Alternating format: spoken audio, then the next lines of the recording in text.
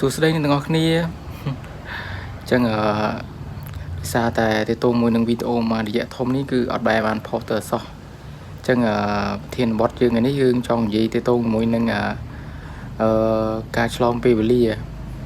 តាមរយៈ AI ហើយសួរថាឆ្លងពេលវេលាតាមរយៈ AI មិនអ្នកទាំងអស់គ្នាតាមដានទៅមុខទៀតនឹងដឹងហើយចឹងណាមិន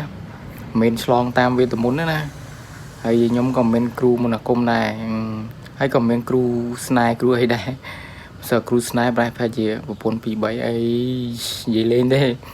Oh my god wow អូខេឥឡូវកុំឲ្យខាតពេលយូរយើងចូលទៅកាន់តេតងជាមួយនឹងការឆ្លងពេលវេលារបស់យើងតេតងមួយការឆ្លងពេលវេលារបស់យើងថ្ងៃនេះគឺចង់និយាយតេតងជាមួយនឹងការប្រើប្រាស់ជាមួយនឹងការសរសេរព្រមដើម្បីយើងទៅមើលទិដ្ឋភាពរបស់ AI នៅពេលដែល AI ធ្វើការគណនាឬក៏សម័យរបស់ AI ហ្នឹងតើវាដូចជាមួយនឹងទិដ្ឋភាពពិតឧទាហរណ៍តែយើងចង់ដឹងទៅតងជាមួយនឹងឆ្នាំ1990ឬក៏ទសវត្សរ៍ទី90អញ្ចឹងណាឥឡូវយើងចង់ដឹងអំពីអ្វីអូខេឥឡូវយើងចង់ដឹងពីទិដ្ឋភាពទៅតងជាមួយនឹងការរួមរបស់ប្រជាជនខ្មែរនៅទសវត្សរ៍ទី90អញ្ចឹងណាអញ្ចឹងទៅតងជាមួយនឹងទិដ្ឋភាពហើយនឹងបៃនីនៅក្នុងទសវត្សរ៍90ហ្នឹងទៅតងជាមួយនឹងចូលឆ្នាំប្រពៃណីជាតិខ្មែរយើងហ្នឹងតើ AI វាអាចgenerate ទៅគឺវាដូចជាមួយនឹងទិដ្ឋភាពពិតប្រាកដអត់អញ្ចឹងទាំងអស់គ្នាយើងទៅមើលទាំងអស់គ្នាថាតើការ generate របស់វាហ្នឹងគឺវាអូខេអត់អញ្ចឹងណាអូខេឥឡូវយើងចូលទៅកាន់ AI ទាំងអស់គ្នាអូខេឥឡូវយើងចូលមកដល់ទៅទងជាមួយនឹងការទៅសេ prompt ដើម្បីឲ្យយើងអាចទាញយកទិដ្ឋភាពនៃអតីតកាលបាននៅក្នុងឆ្នាំ1990អញ្ចឹងដោយសារតែ prompt ខ្ញុំបានទៅសេទុករួចហើយអញ្ចឹងខ្ញុំនឹងផាសនៅទីហ្នឹង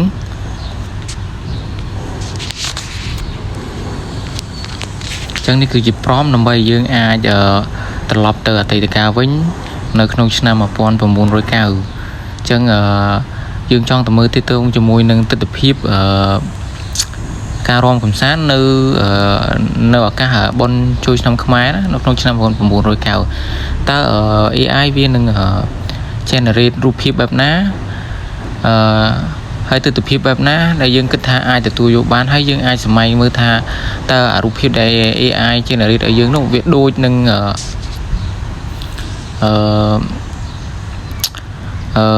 សភាពពិតនៅក្នុងឆ្នាំ1990ឬក៏អត់អញ្ចឹងត្រង់ចំណុចនេះនៅពេលដែលយើង generate ជារូបភាពហើយយើងនឹងធ្វើការដាក់ឲ្យគាត់មានវិញ្ញាណហ្នឹងចង់និយាយថាមានជីវិតឲ្យគាត់អាចមានចលនាបានអញ្ចឹងពេលខ្លះយើងជាក្មេងចំនួនក្រោយយើងអត់ដឹងថាតើនៅទសវត្សរ៍ទី90ហ្នឹងតើទិដ្ឋភាពនៃរដូវចូលឆ្នាំហ្នឹងវាយ៉ាងម៉េចដែរហើយមានការប្រគំតន្ត្រីឬទិដ្ឋភាពទាំងផ្ទះសម្បែងឬក៏មនុស្សហ្នឹងគេរៀបចំបែបណាដែរអញ្ចឹងណាឥឡូវយើងបន្តទៅតងជាមួយនឹងការសរសេរ prompt របស់យើងហើយយើងនឹងទៅឲ្យ AI generate ឲ្យយើងអូខេឥឡូវយើងទៅឲ្យ AI generate ឲ្យយើងអញ្ចឹងយើងរងចាំបន្តិច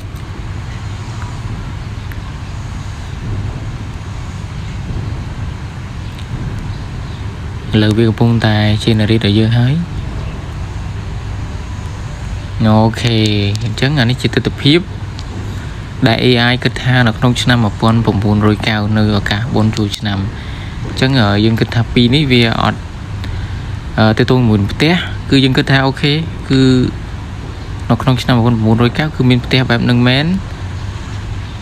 ហើយទៅទងជាមួយនឹងសម្លៀកបំពាក់មួយចំនួនគឺហាក់ប្រហែលដែរតែយើងgenerate បន្ថែមទៀតមើល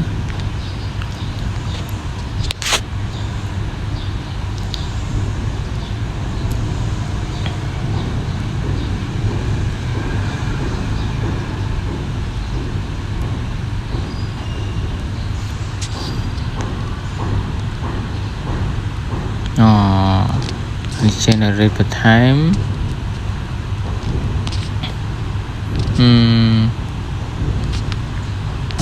ទាក់ទងជាមួយនឹងការដើររាំនេះបើសិនទាក់ទងនឹងការដើររាំនេះវាសម្រាប់ប្រជាជនខ្មែរអាចមានដែរប៉ុន្តែគ្រាន់តែថាវាអត់មានលក្ខណៈបែបហ្នឹងណាព្រោះដោយសារខ្ញុំក៏ស្ថិតនៅក្នុងសម័យខាងហ្នឹងដែរឥឡូវយើង generate មួយទៀតមើល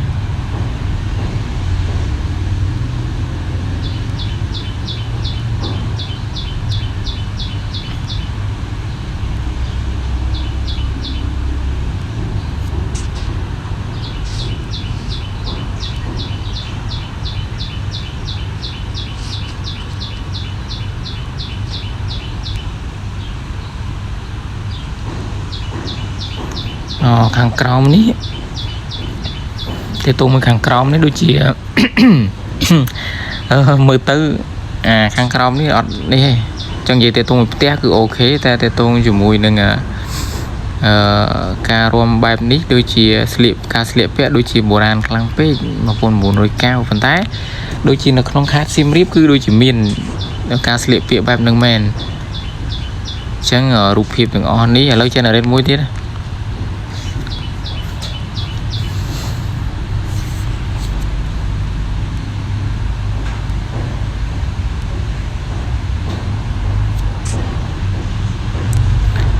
អូខេនេះឥឡូវនេះយកនេះចុះយករូបភាពមួយនេះចុះនេះ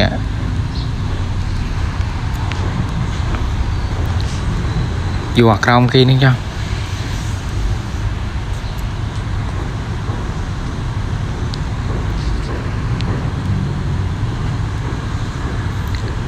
ព្រោះក្រោមគេនេះ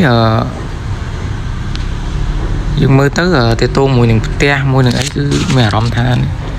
នេះក្រោមហ្នឹងទាក់ទងមួយផ្ទះទាក់ទងជាមួយនឹងផ្ទះស្បូវហ្នឹងក៏អូខេហើយនឹងការស្លៀកពាក់របស់បុរសគឺប្រហែលទាក់ទងជាមួយនឹងឆ្នាំ1909នេះអាចទទួលយកបានអញ្ចឹងយើងយករូបភាពក្រោមគេហ្នឹងទៅអូខេអញ្ចឹងអ្នកទាំងអស់គ្នាមើលផ្ទះស្បូវបែបហ្នឹងមានមែនអ្នកដើមឈើអីហ្នឹងគឺកន្ទេលបែបហ្នឹងគឺមានអញ្ចឹងណាអញ្ចឹងក្នុងសម័យមកឆ្នាំ1990អីហ្នឹងក្នុងអំឡុងពេលហ្នឹងគឺប្រហែល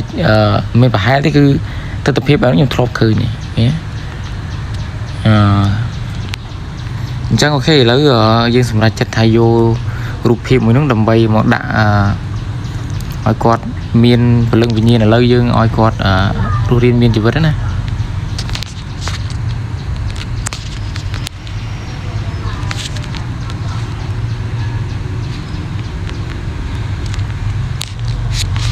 អូខេឥឡូវយើងធ្វើឲ្យពួកគាត់មានជីវិតមើលតើវារស់រវើកបែបណាតោះទៅឥឡូវAI កំពុងតែបញ្ចូលពលឹងវិញ្ញាណហើយនឹងសកម្មភាពឲ្យរូបមួយហ្នឹងតើវារស់រវើកប៉ុណ្ណាចឹងរងចាំបន្តិច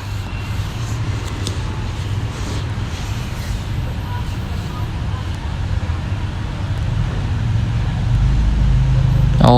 ខេឥឡូវទាក់ទងជាមួយនឹងការដាក់គាត់មានជីវិតគឺ AI បានរៀបចំរួចហើយឥឡូវយើងទៅមើលតើសកម្មភាពនៅពេលដែលយើងដាក់ឲ្យពួកគាត់មានជីវិតតើវារស់រវើកប៉ុណ្ណាអូខេឥឡូវយើងមកតាមដានអ្នកនរគ្នា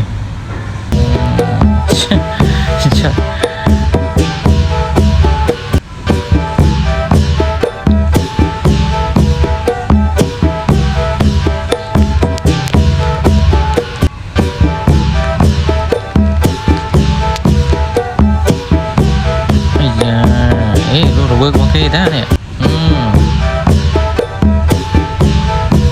អាហ្នឹងហើយជាទស្សនវិជ្ជានៃ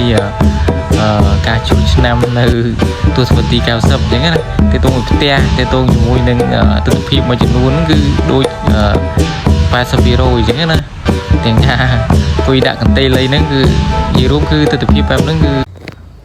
អូខេឥឡូវបន្ទាប់ពីយើងបានមើលទាក់ទងជាមួយនឹងការ generate របស់ AI តើទស្សវត្សទី90ដែលទាក់ទងជាមួយនឹង ប្រពៃណីនៃពិធីបុណ្យចូលឆ្នាំនៅទសវត្សទី90តើអ្នកទាំងអស់គ្នាគិតថារូបភាពដែល AI generate នោះវាសមស្របអត់ហើយគិតថាវាដូចអត់អញ្ចឹងណាអញ្ចឹងតេតងជាមួយនឹងខ្ញុំអីចំនួនហ្នឹងខ្ញុំអាចកើតតនដែរអញ្ចឹងណាអញ្ចឹងលក្ខណៈមួយចំនួនធំគឺដូចអញ្ចឹងណាហើយសម្រាប់អ្នកទាំងអស់គ្នាវិញអ្នកទាំងអស់គិតថាដូចអត់តេតងជាមួយនឹងផ្ទះឬក៏ប្រពៃណីមួយចំនួនការស្លៀកពាក់អីអ្នកទាំងអស់គ្នាគិតថាដូចអត់ចឹងបើសិនតែអ្នកទាំងអស់គ្នាគិតថាដូចអ្នកទាំងអស់គ្នាអាចខមមិននៅខាងក្រោមនឹងបានហើយមួយទៀតបើសិនតែអ្នកទាំងអស់គ្នាចង់ឆ្លងពេលវេលាទៅតាមរយៈ AI មួយនេះអ្នកទាំងអស់គ្នាអាចខមមិនថាចង់ទៅឆ្នាំណាហើយចង់មើលទស្សនវិជ្ជានៅទីតាំងណាអញ្ចឹងណាអ្នកទាំងអស់គ្នាអាចខមមិននៅខាងក្រោមនឹងបានណាអញ្ចឹងអូខេអញ្ចឹងវីដេអូខ្ញុំមានតែប៉ុណ្្នឹងទេអរគុណច្រើនបាយបាយ